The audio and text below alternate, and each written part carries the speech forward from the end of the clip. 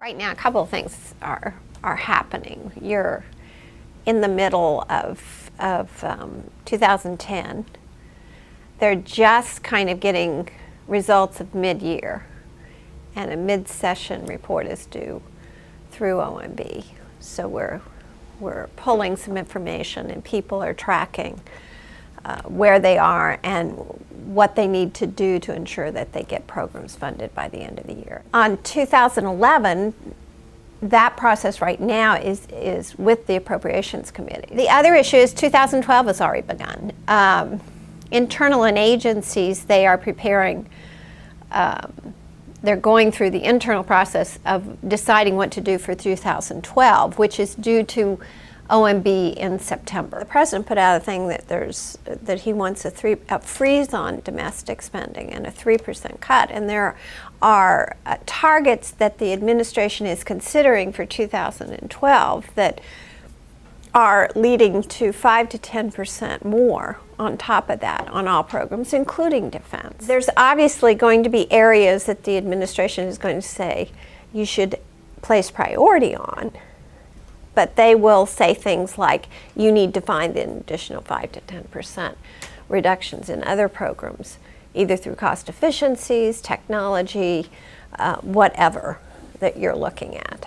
And those, I think that's where the technology initiatives, a lot of the management initiatives that are being out there today are designed to coincide with that message as well. I think there's going to be a lot more serious look at whatever kind of efficiencies they can make within agencies on leveraging technology, leveraging video conferencing instead of travel, leveraging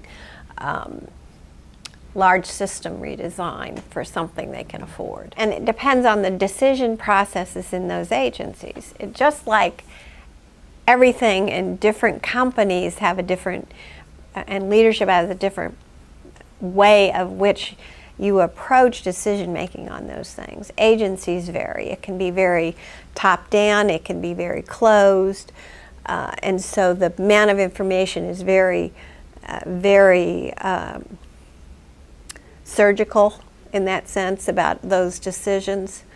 It can depend on the legacy of those particular program and evaluation and budget offices, whether they have created those kinds of processes and decision support systems to do that. Is there a demand for much more integrated program information with your financial investment information, your budget information? Yes, and recovery.gov has done that. It's out there on maps, and so there's a sense that I'm going to be responding to more than just the OMB examiner, on this particular set of issues than before. And so if the whole push on how many jobs am I producing for this investment and how fast am I delivering that investment out changes the dynamics in an agency, and that was just under the recovery stimulus funding. My sense is that's going to be expanded, and so that level of information will be expected for everything in the future. So that in itself will impact the way they make decisions about investment. It's an evolutionary process. You always want more data. And I think I've said this before, more data doesn't necessarily mean better information. I think that's the analysis, the way you can link the information to programs becomes very valuable in that process.